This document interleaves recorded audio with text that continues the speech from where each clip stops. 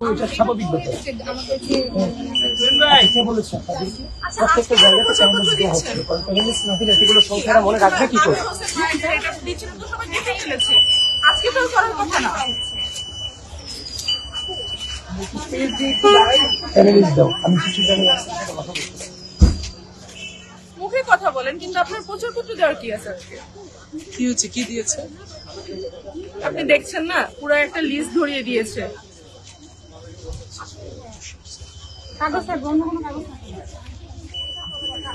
ভাই আজকে তো প্রচারপত্র দেওয়ার কথা না, আপনারা কি দিচ্ছেন?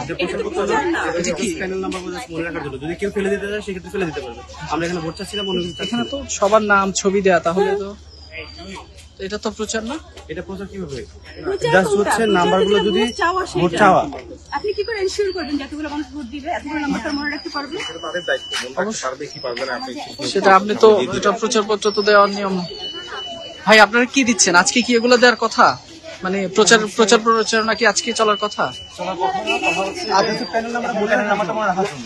আপনি কি দিচ্ছেন দেখি?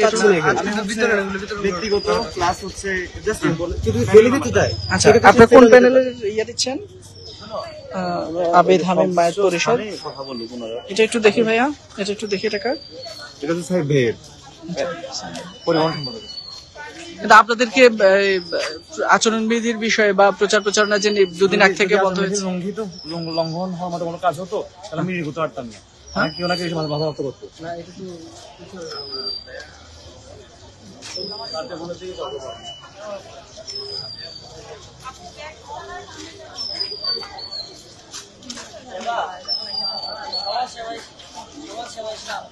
তাই বলতে হবে।